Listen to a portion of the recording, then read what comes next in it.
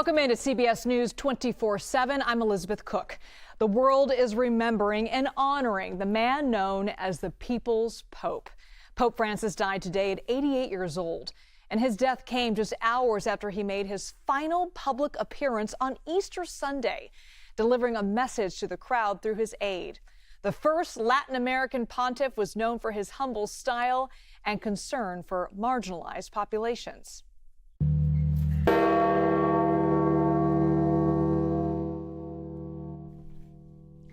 And bells tolled over Vatican City today as word spread that the pontiff had died. And we're seeing Catholics pay tributes to the Pope from around the world, from the UK to, of course, his native Argentina and the Philippines. And Pope Francis battled a number of health issues in recent years. This is the Pope from last month making an appearance from a window from his hospital room in Rome. And he spent 5 weeks in the hospital with bronchitis that turned into pneumonia in both lungs. He marked the 12th anniversary of his papacy from his hospital room. Now, turning now to CBS News papal and Vatican contributor and consultant Delia Gallagher reporting for us from Rome. Delia, what kind of reaction are you seeing from where you are? Well, Liz, as you can imagine, it is a somber moment here in Rome, certainly compared to the crowds and the cheering that we saw yesterday with the Pope here in the piazza. It's hard for everybody to get a grasp on the fact that he is gone. Many tourists are here, of course, for the Easter season, and they are continuing to come to St. Peter's Basilica. But, of course, the Pope is not inside the Basilica yet. He will be there on Wednesday. He will be laid in his coffin in about an hour's time in his apartments at Casa Santa Marta. And then on Wednesday, they will open the Basilica for viewing. But what is happening right now in Rome are a number of prayer services. One will be beginning shortly here in St. Peter's Square, and the 9 days of masses, morning masses, will begin tonight. So there is obviously an organization to these kinds of events. What happens at the Vatican is all of the offices stop working with the exception of a few, like the Secretariat of State and the Camerlengo, who is the Chamberlain, who is an Irish-American cardinal who must now organize all of the details that are involved in this event, the funeral, and then, of course, the conclave. It's been 20 years since we've had the death of a reigning pope, with a successive, therefore, funeral and conclave. So there is a lot to do in the next few weeks here at the Vatican. I can only imagine the moment you wake up on Easter Monday, just after less than 24 hours after you saw the Pope speak to followers there on Easter Sunday. It must have been just amazing to hear those bells toll. I want to talk about his legacy, because he was a pioneer in so many aspects. What set him apart as pontiff?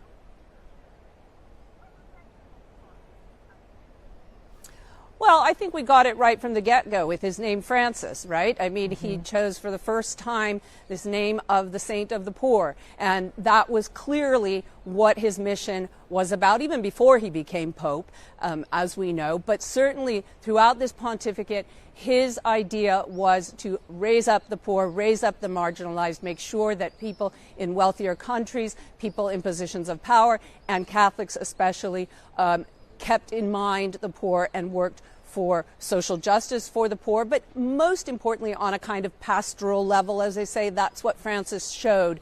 You know, he used to say, if you give money to a poor person on the street, and you just sort of throw it in his hand, but you don't look at him, or you don't say hello, or you don't take a moment with that person, then it's no good. So he would give lots of kind of examples, and of course exemplified that himself in all of his travels. And whenever he would meet with people, he would take the time, most especially with the poor and the marginalized. And I think that really, he understood that as his top mission. Liz? So what's next, Delia, for the Catholic Church? You know, there's a couple of weeks of mourning and then the eventual burial and then conclave begins. But looking even further down the road, given the pontiff's legacy, what's next as the Church moves forward from this? Well, look, it's a really crucial time for the Catholic Church right now, Liz, because Francis, aside from his legacy, obviously, of a return to gospel values with the poor, which you could say, arguably, any pope would support. He was also a pope who wanted to include more of the laity. He had these synods where people would come together and try and involve lay people, therefore non-priests, in decision making. He was a bit of a rebel when it came to church organizations and organizations in general. He was kind of an outsider, and he didn't really like a lot of the kind of top-down hierarchical things, which is what the Vatican, has always stood for and has always operated on. So it's an important time to see whoever the next pope will be, whether he carries on those kinds of reforms like structural. Certainly as far as the outreach, one can expect whether a conservative or a progressive pope will still carry those kind of gospel values forward. But more importantly, probably when it comes to some of the decision-making things that have been going on within the Catholic Church, we know there has been some resistance with conservatives and Pope Francis seen as a more progressive pope. So we'll have to see who the new pope is to understand really how much Francis's vision of the Catholic Church will continue. It'll be interesting to watch that. Delia Gallagher, thank you so much for that insight. Great to see you. All right, let's get right to CBS News correspondent Nikki Patish. She's reporting from St. Patrick's Cathedral in Manhattan. New York City, of course, having one of the highest concentrations of Catholics here in the U.S. Nikki, how are people there reacting to the news of Pope Francis's death? I know the bells were just ringing just moments ago. Yeah, we could hear the bells ringing. This morning the bells were rung 88 times, one time for each year of Pope Francis's life to honor him. There was a 7 a.m. Mass dedicated to him this morning, led by Cardinal Dolan here of New York. We've been speaking with worshipers all morning, more and more people filling this church, paying their respects, really from all over the world, because of course there are a lot of tourists here too. We spoke with one woman who was a Protestant who said she became a Catholic simply because she loved Pope Francis. We asked, what would you like to see change as we look forward to a next pope? And she said she'd really like to see women have more leadership roles in the church. I was speaking with a couple who happen to be here on vacation from Ireland. I said, what do you think of Pope Francis? They said that they just loved that he was a good man, that he was simple like us, and that he didn't, quote, wear frilly shoes. I said, anything you'd like to see from this next pope? They said really just even more openness to change. So some variety in what we're hearing. Many people here paying their respects, as you would expect. And Nikki, earlier, the Archbishop of New York, Cardinal Dolan, spoke there this morning. I want to play a clip from that and then check back in with you after that. He taught us at the end by allowing us to watch him die.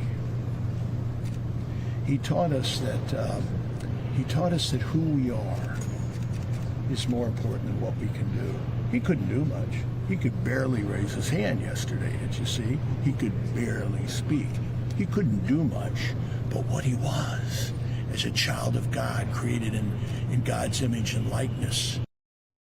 Earlier today, I heard Cardinal Dolan talk about just how remarkable it was, the timing of Pope Francis's death, the morning after Easter Sunday, after delivering that remarkable address. What else did we hear from Cardinal Dolan today? Yeah, elaborating on that, and honestly, it was my own reaction when I learned the Pope's passing. Wow, the day after Easter, and Cardinal Dolan said this morning, the Pope himself could never even have choreographed this any better, the timing and the power, really, of the timing of his death. And Cardinal Dolan just spoke so highly of Pope Francis and said he was a man who lived by example, a simple man, but at the same time was a Pope, a man who did what he wanted when he wanted.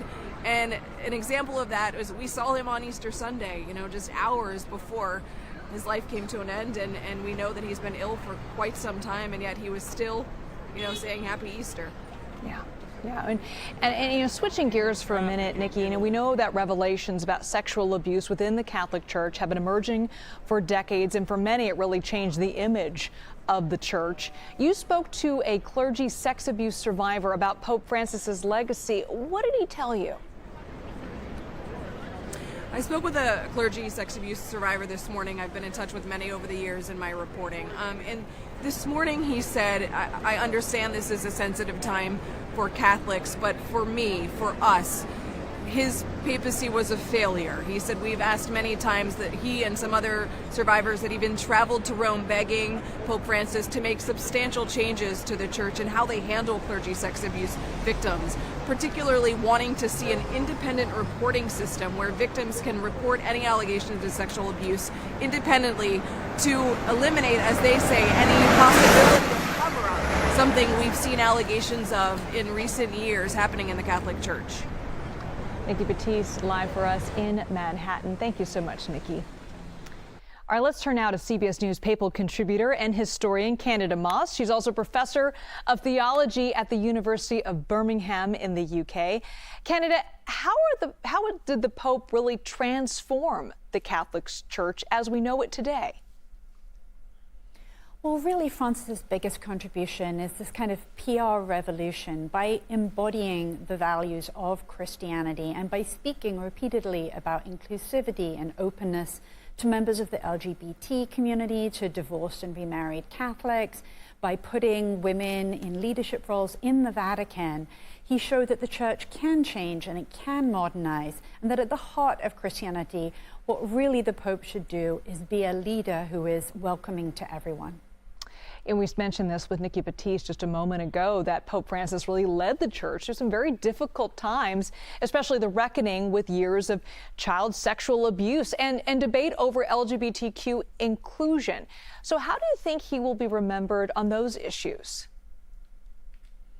I think he will be remembered as someone who took bold steps towards reforming the Catholic Church when it comes to sex abuse scandals, even though, as Nikki was saying, there's much more to be done here. When it comes to LGBT inclusion, a lot depends on his successor. He took much bolder steps at the end of last year to ensure that the blessing of same-sex unions would have a role in the Catholic Church moving forwards, and it will be difficult for any successor to overturn that. You know, we've spoken a lot about the Pope's life and his legacy within the Catholic Church, and there's going to be a series of events of mourning and then the burial of the Pope, and then after all of that, Catholic leaders from around the world will gather for conclave to pick the next leader of the Catholic Church. And so much of that is a reflection of where the church is today. From your point of view, where is the state of the Catholic Church, and where is what is the theme of the leadership? What are they thinking now? Well, one of the things that has really emerged in the last few years is just how polarized the Catholic Church is between conservatives who have been concerned about Pope Francis supposedly confusing the Catholic laity with some of his moves, and with progressives who want to see Pope Francis do more. So as we look to the new conclave, what we will see is really a referendum on Pope Francis's legacy and on his papacy. He appointed the vast majority of the cardinals who will be electing the next pope, which might lead you to think, well, perhaps we will see a Pope Francis Part 2.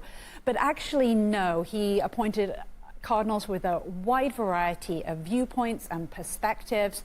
And what we'll see coming out of conclave is a pope who will have to decide, is he going to cement Pope Francis's legacy, or is he looking to take the Catholic Church back to where it was under the rule of Pope Benedict? All right, Candida Moss, thank you so much for joining us. Thanks for having me.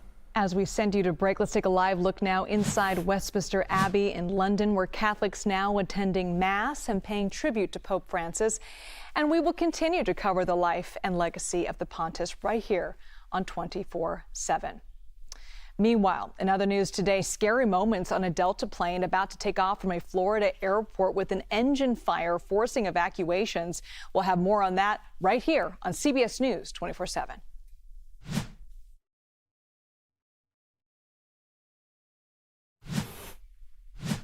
Let's take a live look at the White House now, where the flag is flying at half-staff today in honor of Pope Francis, who died earlier today at the age of 88. CBS News White House reporter Aaron Navarro joins us now with more reaction from the White House today. Aaron, great to see you. The Pope's passing comes one day after he met with Vice President J.D. Vance. So how does that visit square with the Pope's criticism of Trump's immigration policies, specifically deportations? Yeah, Vice President Vance was one of the few last people to see the late Pope Francis in recent days. Interestingly enough, in February, Pope Francis penned a letter to U.S. Catholic bishops criticizing the mass deportation plan under Trump's second administration, saying it was, quote, a major crisis. He also seemed to have a response to Vice President Vance, who had said in the past that Catholics should care about their family, community, and country before thinking about others. And in that letter, Pope Francis wrote, Christian love is not a concentric expansion. But we did see Vice President Vance give one of the first statements in reaction to Pope Francis's passing, saying that he was, quote, obviously quite ill. And during this Easter event here at the White House, President Trump talked about Pope Francis, referred to him as a good man, but later told reporters he doesn't know yet whether he's going to be attending his funeral in any sort of way. Certainly we'll give you updates if we get any on that front. And Aaron, the president was also asked today about reaching trade deals with other countries as retaliatory tariffs, of course, remain under pause. Here's what he had to say, and then I'll talk to you at the end. We're going to ultimately have a deal with anyone. If we don't, we're going to make it anyway. But we're going to ultimately have, the economy is very good. We don't have inflation. Energy's down at the lowest it's been in years. The president pretty optimistic there, Aaron, on reaching those trade deals before the end of the 90-day pause. Did you get any other further details of that?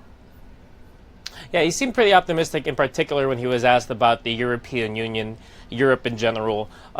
In recent days, you've seen pressure from inside countries like Germany and the United Kingdom for them to be a bit more aggressive in their negotiations with the United States. President Trump voicing optimism he will be able to reach a deal with some of these European countries. Notably today, however, he did go after the Fed chair, Jerome Powell, again, who he called, quote, a major loser, as he called on him to lower interest rates to avoid a slowdown in the U.S. economy. All this happening as the stock market is again showing its volatility this week as the value of the dollar is decreasing. So obviously this is something President Trump is watching closely. Aaron Navarro, live for us at the White House. Thanks so much, Aaron. Great to see you. All right, let's turn now to severe weather happening across the South, where threats of possible tornadoes lingered all weekend as funnel clouds like these formed in parts of the state. 18 counties remain under tornado watch throughout the night. The strong winds still tore off roofs and some homes in places like Fayetteville.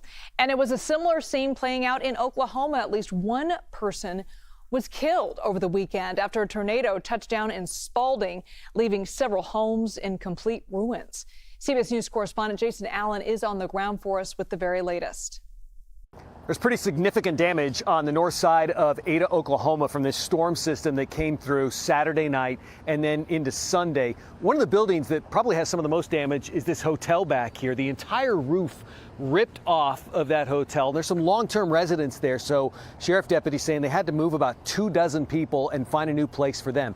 Then the tornado comes and hits this business right next door. This was a portable business, a portable building business. So I was just talking to the owner who told me he had 20 different sheds and outbuildings and tiny homes and carports, and now all of it basically look like it's in one big pile. This is next door to a car dealership, and all of this debris was thrown into the garages, some of the service shops that they had here at the car dealership. At least preliminarily, with the Weather Service looking at this and their survey teams, they're talking about possibly an EF1 tornado, so winds more than 100 miles per hour. And Ada was just hit by a storm a month ago in a different part of the city, so they finished cleaning up from that, and now they have this. And the severe weather threat isn't over. Storms are expected to spark up into the middle of this week again, bringing more potentially damaging wind and hail to this region. Jason Allen, CBS News in Ada, Oklahoma. I want to bring in Jessica Birch now. Jason just said it. You know, that particular storm sounds like it's moved out, but they're not out of the woods yet. Exactly. I mean, Saturday's event in Oklahoma, the National Weather Service confirmed over 8 tornado reports. And of course, we continue to keep a close eye on what's to come because we're not out of the clear just yet. Exactly. Over the weekend, areas like Texas got anywhere up to around 9 inches of rain. I'll show you that in just a second, which towns were impacted by that. However, we're still expecting more severe weather to move out across the mid-Atlantic later today, gearing up for more active storms, severe weather widespread from Oklahoma all the way over to Arkansas just within the next 48 hours. That's what you're seeing below me. But you take a look behind me. Let's kind of do a quick little recap from this past weekend. We had over 23 tornado reports widespread throughout this region. To add to that, Kansas got up close to around 4 inches of rain, and we saw up to around 9.5 all the way into smaller communities in Texas alone. It was a very active weather weekend. Here's what we're expecting as we head into early this week. Like I mentioned, that first storm series, it's going to start pushing its way over Virginia, the Carolinas, kind of breaking apart with scattered on and off thunderstorms heading into our evening hours tonight. Now we see more of that into the morning hours tomorrow, lingering down to the south. This is the next batch of severe weather right behind it. It's going to become a lot more widespread and active as we head into our midweek forecast just by Wednesday. So that's kind of what we're gearing up for. But you take a look at today, and the severe weather outlook is pretty much showing a light to marginal risk for thunderstorm activity anywhere from Mississippi down to the Gulf, all the way up into areas like Ohio throughout the whole Ohio Valley. Now we take it a step back tomorrow as that next storm starts pushing its way off into the east. That slight risk still in Oklahoma all the way over into Texas. That's going to be the case tomorrow with a good chance of hail, hail, gusty winds, and of course a lot of rain and thunderstorm activity too. In total, with this system, in the next 36 hours, we could see anywhere up to around 2 to 3 inches fall down to the south. So still more active weather on the way, but the tornadic activity that we saw over the weekend, I think that Oklahoma is going to catch a little bit of a break when it comes to that severity. That is good news, especially just think about the anxiety that people that live in that area must be having. And on Easter weekend too. Exactly. Horrible. Yeah. All right, Jess, thanks so much. Well, meanwhile, classes at Florida State University are back in session after last week's mass shooting that left 2 people dead and 6 others injured. CBS News reporter Katie Weiss has new details on the victims recovering. Well, we've just received word that 3 total victims who were shot in this attack here on FSU's campus have been released from the hospital as of Monday. And we're told that 2 other people who are still in the hospital are expected to be released later this afternoon, which is certainly some good news in the midst of this tragic event that did claim the lives of 2 men who were working on campus. We're told 1 other person remaining in the hospital is still in good condition. Now, police also say the alleged shooter who's in the hospital still, once he's released from the hospital, he will be charged criminally. In the meantime, the school's president says this time of year is close to finals and graduation, and so classes are back in session today, just 5 days following a deadly shooting that killed 2 men working here on campus. The school is excusing all absences following pushback from students that today was too soon to return. Now, the school has provided counseling resources for all students here on campus, and the university is also currently evaluating potential financial assistance options for those students who were shot and injured in this deadly attack. Back to you. Katie Weiss, live for us at Florida State University. Thanks so much, Katie. All right, a look now at Vatican City, where we will continue to reflect on the life and legacy of Pope Francis. Stay with us right here on CBS News 24/7.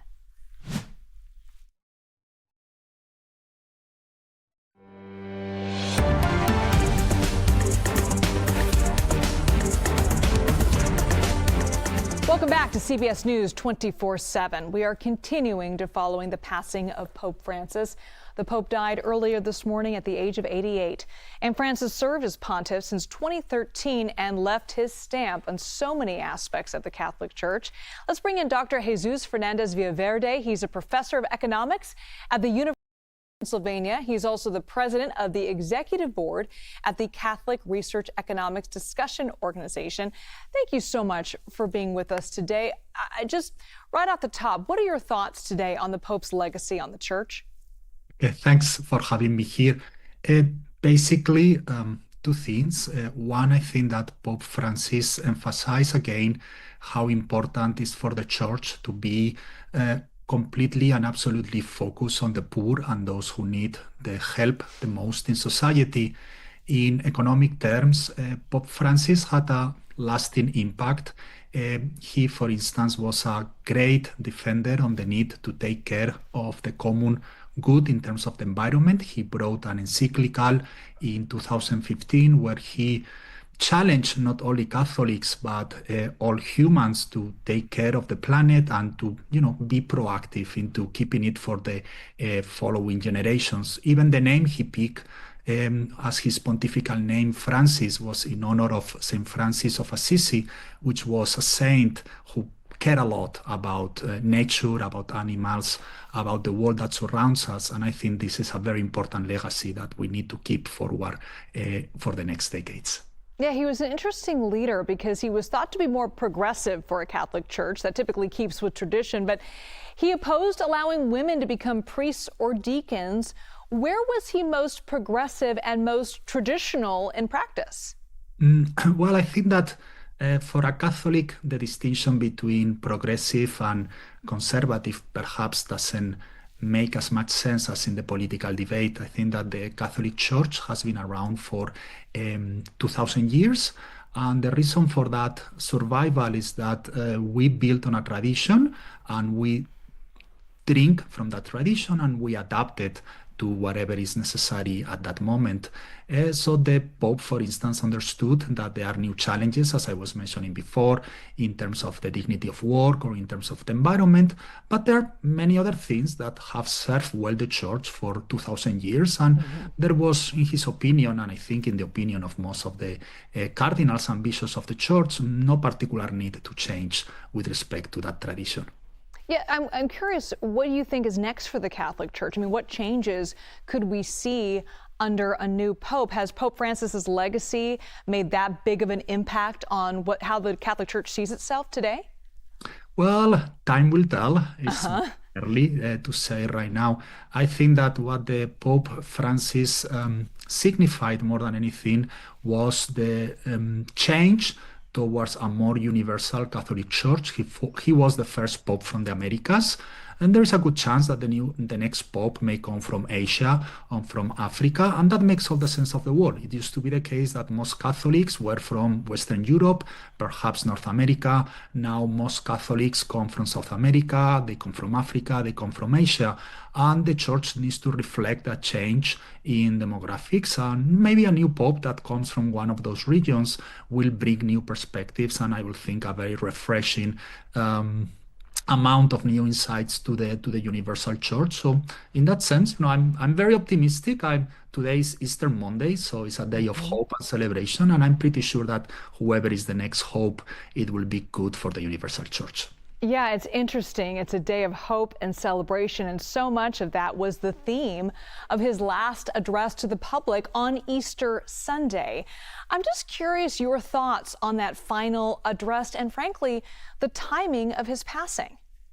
Oh, yes, that was my very first thinking when I woke up this morning and I opened my cell phone and I saw the news. Yes, there is something always. There is an expression in Spanish that I like a lot. It says that God writes in straight lines using crooked lines. And it basically means that everything has a meaning at the very end of the day. And precisely what he said yesterday on Easter Sunday is particularly relevant given what we saw this morning. Did he know it was coming? I suspect that he knew the end was near. He had been very ill since a long time. And, I think this is a moment for a lot of us to reflect. And the way I always put it is in this Eastern season to think a little bit about where we are in life and where we are going.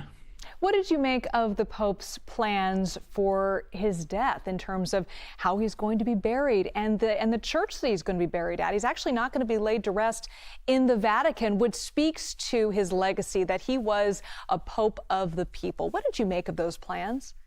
I like the idea of humility. I like the idea of being humble. I like the idea of being close to the average Catholic and to the average person, even if he's not or she's not a Catholic. So in that, I like it. I like he was always a very down-to-earth person, and I think that's important. On one hand, to respect the tradition and the dignity of the office, but on the other hand, to be close to the average person. So I like that a lot. Dr. Jesus Fernandez Villaverde, thank you so much. And let's take you live to the Vatican, where they are leading a rosary. Let's listen in. To our praying voices join the voice of our brothers and sisters scattered throughout the world. We are the entire flock of Christ, the Good Shepherd, that prays for Pope Francis while contemplating the glorious mysteries of our Savior.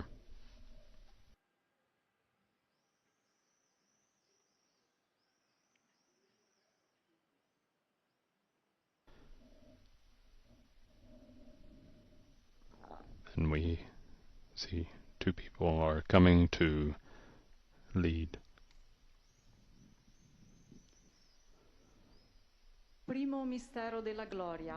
First glorious mystery, the resurrection of Jesus.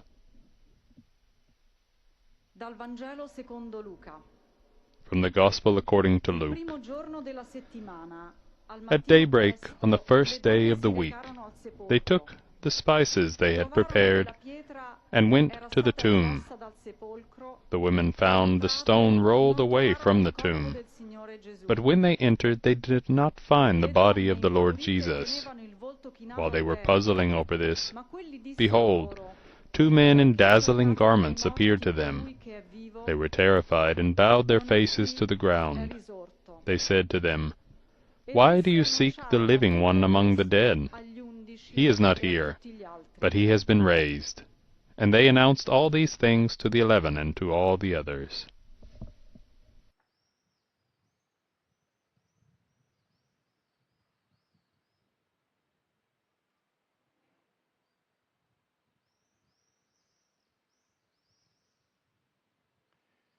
Pater noster, qui es in celis, sanctificetur nomen tuum, adveniat regnum tuum, fiat voluntas tua, sicut in cielo et in terra. Panem nostrum quotidianum da nobis hodie, et dimitte nobis debita nostra, sicut et nos dimittimus debitoribus nostris, et ne nos inducas in tentationem, sed libera nos a malo. Ave Maria, gratia plena, Dominus tecum, benedicta tu in mulieribus, et benedictus fructus ventris tui, Iesus. Sancta Maria, Mater Dei, ora pro nobis peccatoribus, nunc et in hora mortis nostre. Amen. Ave Maria, gratia plena, Dominus tecum, benedicta tu in mulieribus, et benedictus fructus ventris tui, Iesus. Sancta Maria, Mater Dei, ora pro nobis peccatoribus, nunc et in hora mortis nostre. Amen. Ave Maria, gratia plena, Dominus tecum, benedicta tu in mulieribus, et benedictus fructus ventris tui, Iesus. Sancta Maria, Mater Dei, ora pro nobis peccatoribus, nunc et in hora mortis nostre. Amen. Ave Maria, gratia plena, Dominus tecum, benedicta tu in mulieribus, et benedictus fructus ventris tui, Iesus. Sancta Maria, Mater Dei, ora pro nobis peccatoribus, nunc et in hora mortis nostre. Amen. Ave Maria, gratia plena, Dominus tecum, benedicta tu in mulieribus, et benedictus fructus ventris tui, Iesus. Sancta Maria, Mater Dei, ora pro nobis peccatoribus, nunc et in hora mortis nostre. Amen. Ave Maria, gratia And you are plena, looking live at the Dominus Vatican, tecum, where right now church leaders are leading a rosary in St. Peter's Square. Pope Francis died earlier this morning at the age of 88 on Easter Monday.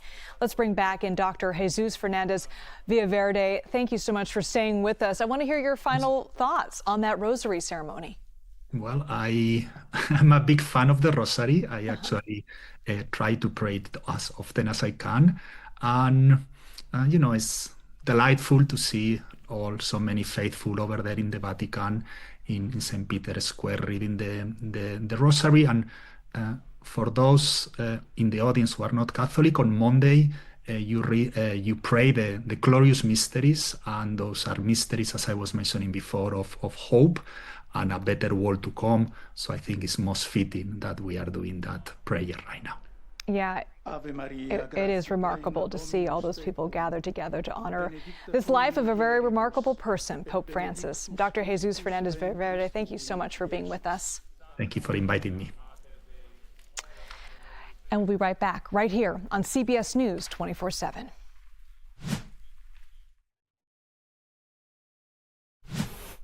We want to take you now to breaking news out of Florida, where a plane carrying passengers caught fire at Orlando International Airport. Let's bring in CBS News correspondent Chanel Call, who's been following the story for us from the newsroom.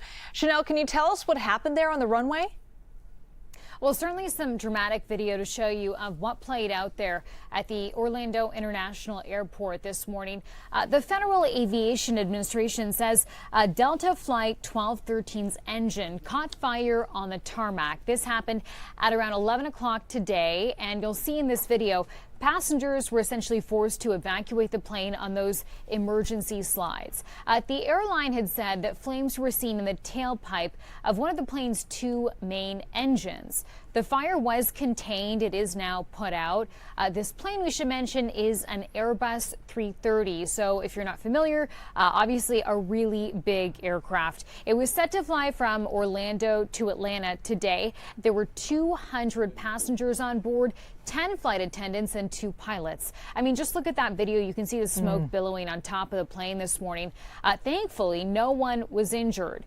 In a statement, Delta says, "We appreciate our customers' cooperation and apologize for the experience. Quote, nothing is more important than safety, and Delta teams will work to get our customers to their final destinations as soon as possible."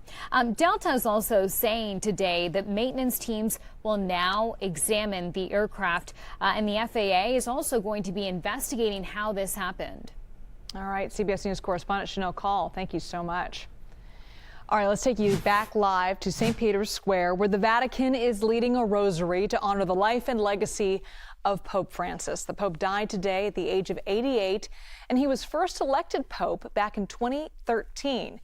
He was the first Pope from the Americas. He was born and raised in Argentina, where he served in many top religious positions. The Pope died just weeks after being discharged from the hospital. He battled double pneumonia and other major health issues.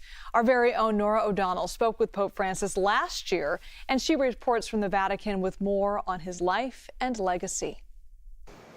Pope Francis's impact on the Catholic Church is extraordinary. Early on in his papacy, he got the nickname the People's Pope because of his openness and his wish to include everyone in the church. His desire to reach out to ordinary people sent the bulletproof Pope-mobiles into storage. I can remember when he said, "I cannot greet people from inside a sardine can." And this really was part of his pastoral approach. It was just one of the many topics we spoke with him about last April during our rare conversation. Never before had the Holy Father done such an interview with an American broadcast network. He was then 87 years old, and we found him warm, sharp, and engaging. More than 1.4 billion Catholics look to Pope Francis, but his reach goes even further. When Pope Francis speaks, the world listens, making him an important voice on issues of war, peace, and immigration. You talk so much about opening your heart. Corazón cerrado se endurece. A closed heart becomes hardened. It hardens and gets sick. It gets life sick. The heart must be open. It is true that in many people, their selfishness leads them to close up their hearts. But that can be helped by talking, discussing, helping, right? Someone who dies with a closed-up heart is a pity. They miss out on a great happiness, that of going forward with an open heart. When you look at the world, what gives you hope? Everything. You see tragedies, but you also see so many beautiful things. You see heroic mothers, heroic men, men who have hopes and dreams, women who look to the future. That gives me a lot of hope.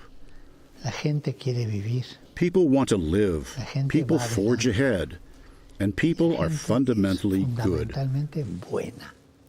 We are all fundamentally good. Sometimes we are a little mischievous, sinners, but the heart is good. It's interesting, Pope Francis spoke about opening your heart, but he also wanted to open the church to more people with a message of inclusiveness, whether for the LGBTQ community or women. In fact, he placed more women in positions of power in the Vatican But notably, in our interview, he closed the door to allowing women to become deacons and priests. Stay with CBS News for the latest updates. I'm Norah O'Donnell at the Vatican. And tonight, CBS News will re-air that remarkable interview with Norah O'Donnell, the historic sit-down with Pope Francis. You can watch the full conversation starting at 8 p.m. Eastern Time on CBS News and streaming on Paramount+. Well, in other news today, round 2 of Signalgate for the Pentagon, how the White House is responding to the fallout from another explosive report. You're watching CBS News 24/7.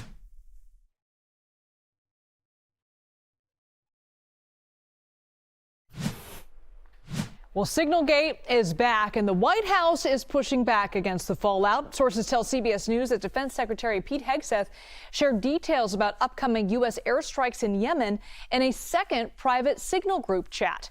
This one including his wife, brother, and personal attorney. Sources say the messages included flight schedules for the planes tasked with striking the Houthi targets, and those were sent on March 15th. The same day, Hegseth sent similar details about the operation in another Signal chat with 18 people, that one which included national security leaders and the vice president, as well as the Atlantic editor-in-chief, Jeffrey Goldberg. Now, Secretary Hegseth blasted the report while attending the White House Easter egg roll this morning. Let's play back some of his comments.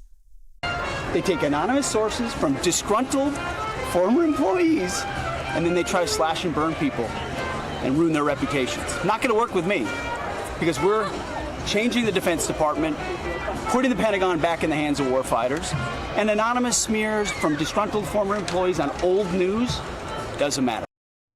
Well, President Trump was also asked about the report during Easter celebrations, and he had this to say. Take a listen. It's all just the same old stuff from the media. That's an old one.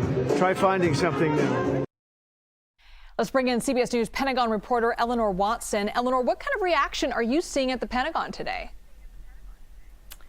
Well, we've now watched President Trump and Secretary of Defense Hegseth blame the media, blame disgruntled former employees, but we still have not heard, like his reaction to the first Signal controversy, any acknowledgement that using Signal for strikes, information about strikes before they happen, may not be the best idea. Now, this second chat, first reported by the New York Times, is similar to the first chat in that it's about strikes against the Houthis in Yemen on March 15th and has information about timing, types of targets, types of weapons. But that first chat mistakenly included a journalist, and the second chat was set up by Hegseth, who intentionally added his inner circle. That included, as you said, his brother, his personal attorney, and his wife, who is a former Fox News producer, not an employee of the Defense Department, and to our knowledge doesn't have a need to know about information about upcoming strikes. Now, his brother, Phil Hegseth, does have a position at the Defense Department, but he is a liaison from the Department of Homeland Security. So again, unclear why strikes against the Houthis may be in his portfolio. The Pentagon has come back and said no classified information was shared over any Signal chat, but we should remind viewers that the Defense Department Inspector General, the watchdog, is already evaluating, because of this, the existence of the first Signal chat, evaluating Hegseth's use of Signal and whether or not he properly followed the policies regarding classified information. Eleanor Watson live for us at the Pentagon. Thank you so much for that insight. All right, before we go, we're going to take you back to the Vatican, a live look at St. Peter's Square, where the Vatican is leading a rosary to honor the legacy of Pope Francis. And we will continue to look back on the life on the man known as the People's Pope and share what comes next for the Vatican and the Catholic Church. Stay with us right here on CBS News 24/7. Lindsay Reiser takes over right after this with more on the legacy of Pope Francis. Principio et nunc et semper, et in saecula saeculorum.